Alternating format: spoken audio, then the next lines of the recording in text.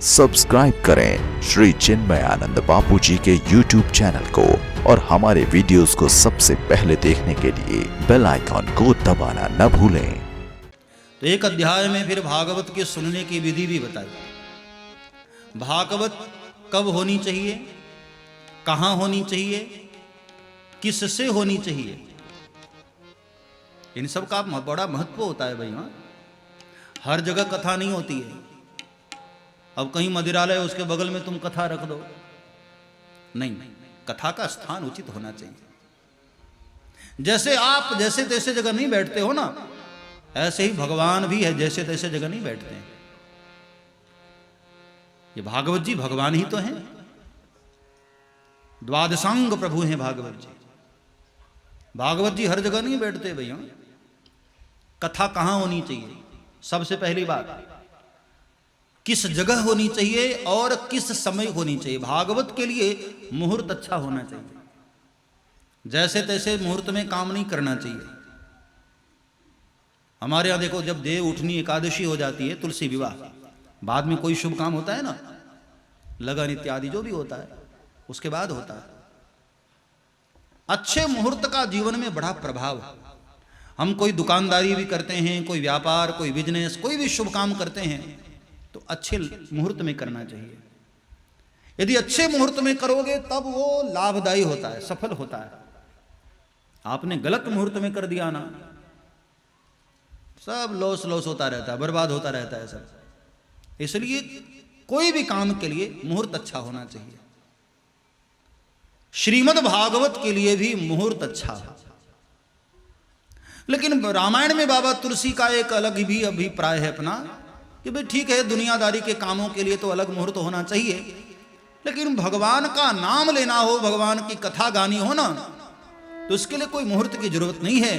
क्योंकि तदेव लग्नम सुदिनम तदेव तारा बलम चंद्र बलम तदेव विद्या बलम दैव बलम तदेव लक्ष्मी पते तेन्द्र युग स्मरामि। जब साधक भगवान का नाम जपने लगता है ना, उसी समय सारे मुहूर्त धन्य हो जाते हैं, सारे लग्न धन्य हो जाते हैं, सारी घड़ियां धन्य हो जाती हैं। रामायण में भी बाबा तुलसी ने कहा, धन्य घड़ी सोई जग सतसंगा, धन्य घड़ी सोई जब सतसंगा, धन्य घड़ी सोई जब सतसंगा, धन्य घड़ी सोई जब सतसंगा,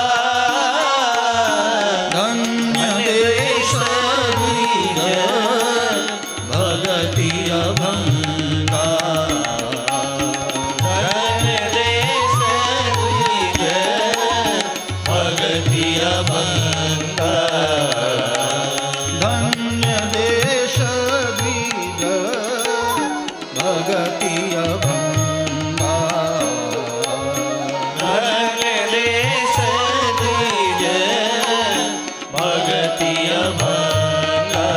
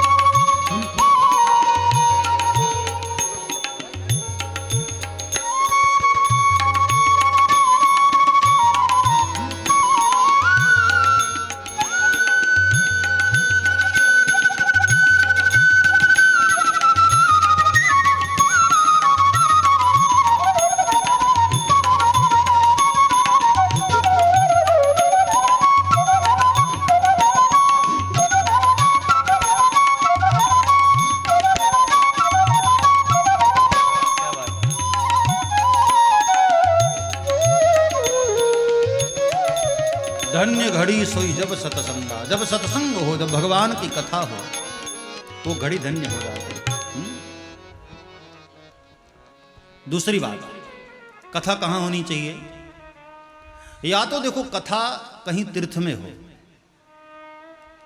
आयोजक में यदि सामर्थ्य है तो श्रोताओं को ले जाकर कहीं तीर्थ में कथा करवाए।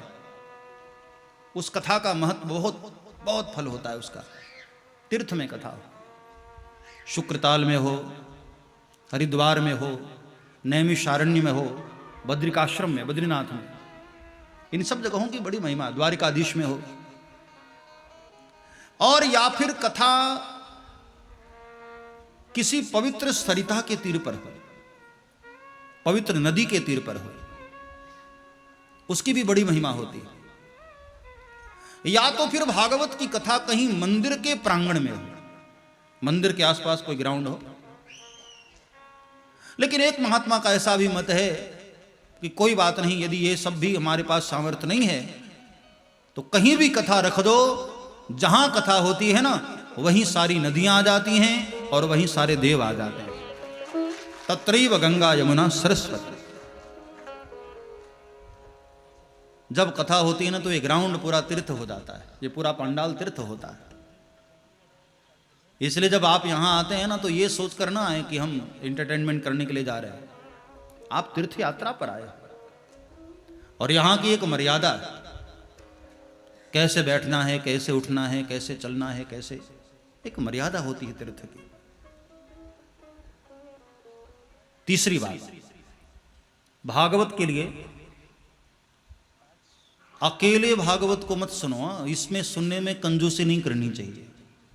ज्यादा से ज्यादा श्रोताओं को बुलाओ, अपने सारे रिश्तेदारों को, सारे कुटुंबजनों को, अपनी ज्ञाति वालों को, अपने समाज के लोगों को, अपने शहर के लोगों को, सबको बुलाओ। ऐसे ना आए तो निमंत्रण पत्र भेज करके बुलवाओ, लेकिन बुलवाओ। ये श्रीमद् भागवत में लिखा है। निमंत्रण पत्र लिखना भी कैसे वो भी बताया गया है कि ऐसा निवेदन करना चाहिए कि महाशय 7 दिन आपके पास समय न हो, कोई बात नहीं, 1 दिन के लिए ही आ जाओ। 1 दिन के लिए भी समय न हो तो 1 घंटे के लिए आ जाओ, लेकिन आना जरूर। और अब चौथी बात आती है, भागवत के लिए वक्ता कैसा हो। हर किसी से भागवत नहीं सुननी चाहिए। विरक्तो वैष्णवो विप्रो वेद शास्त्र विशुद्ध कृत दृष्टांत कुशलो धीरो वक्ता कार्योति निष्पृह। भागवत का वक्ता विरक्त हो, संसार में कहीं मति आसक्त न हो, न नाम पर, न दाम पर, न लोभ में, न मोह में कहीं फंसा न हो, विरक्त हो। दूसरी बात, भागवत का वक्ता वैष्णव हो।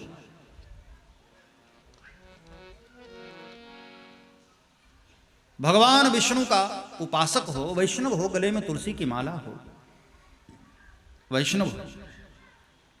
और तीसरी बात, वेद शास्त्र विशुद्ध कृत, वेद शास्त्रों को जानने वाला हो, पढ़ा लिखा हो, केवल सुना सुनाया ज्ञान न हो, पढ़ा हो। तीसरी बात, भागवत का वक्ता विप्र होना चाहिए, ब्राह्मण होना चाहिए। विरक्तो वैष्णवो विप्रो वेद शास्त्र विशुद्ध कृत। और दृष्टांत कुशल हो, किसी भी सिद्धांत को समझाने के लिए दृष्टांत कुशल हो। मतलब कोई बात समझाने के लिए ना सरल भाषा में आपको समझा सके, जिसकी बात बच्चे को भी समझ में आए, ऐसा सरल वक्तव्य होना चाहिए। विरक्तो वैष्णवो विप्रो वेद शास्त्र विशुद्ध कृत दृष्टांत कुशलो। और धीरो, वक्ता धैर्यवान होना चाहिए, धीर गंभीर होना चाहिए, बहुत चंचल नहीं होना चाहिए। कई बार वक्ता ऐसे भी मैंने देखा है कि भजन आता है ना तो वो खुद भी नाचने लगते उतर के व्यासपीठ से।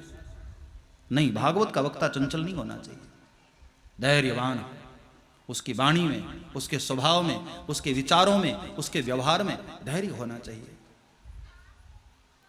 विरक्तो वैष्णवो विप्रो वेद शास्त्र विशुद्धकृत दृष्टांत कुशलो धीरो वक्ता कार्योति निस्पृह। भागवत के वक्ता को निस्पृही होना चाहिए, कोई अपेक्षा नहीं। यदि यजमान कोई गलती कर रहा है तो यजमान को डांटना पड़े तो डांट देना चाहिए। ये सोच करके चुप नहीं रहना चाहिए कि भाई हमने कहीं डांटा, नाराज हो गया तो कोई हमारी दक्षिणा में कटौती कर दिया तो नहीं। वक्ता को निष्पृही होना चाहिए। यदि गलत किया है तो डांट दे उसको बोलना ही चाहिए। वक्ता कार्योति निष्पृह। भागवत का वक्ता ऐसा होना चाहिए। अब भागवत के श्रोताओं के विषय में बात आती है। कितनी देर सुननी चाहिए? हमारी तो 3 घंटे में हालत खराब हो जाती, पर पता है भागवत में क्या कहा गया? 10.5 घंटे कथा रोज सुननी चाहिए। 10.5 घंटे। हाँ सोचो, 3 घंटे में हालत खराब हो जाती है। यहां तो आते हैं तब बिल्कुल फिट बैठते हैं, लेकिन जैसे जैसे 5 बजता है झुकना शुरू होते हैं ऐसे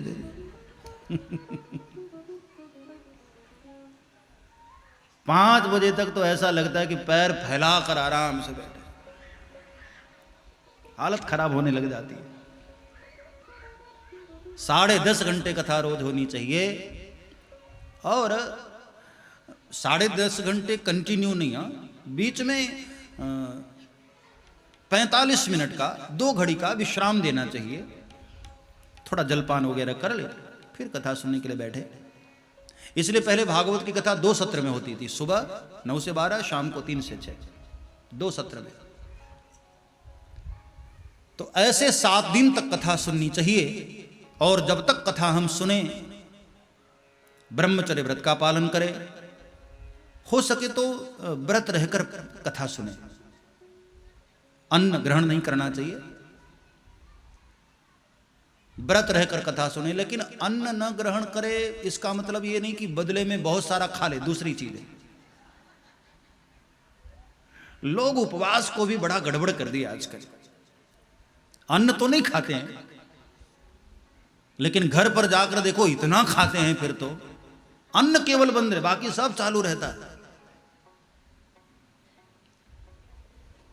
कोई मुझे बता रहा था कि आजकल व्रत में भी 135 व्यंजन बनने लग गए। व्रत में उपवास वाले व्यंजन। व्रत का मतलब होता है फलाहार करो, थोड़ा फल, अल्पाहार लेना चाहिए, फल इत्यादि ले लो, जो गरिष्ठ न हो, कथा में बैठने में जो डिस्टर्ब न करे। क्योंकि खा करके तो बैठा नहीं जाएगा इतनी देर, इसलिए अल्पाहार लो। हो सके तो ये कोई जरूरी नहीं है, जितना नियम का पालन करना चाहिए उतना कर सकते उतना करना चाहिए। जबरदस्ती कोई भी काम नहीं करना चाहिए, ये बात भी कहा गया है।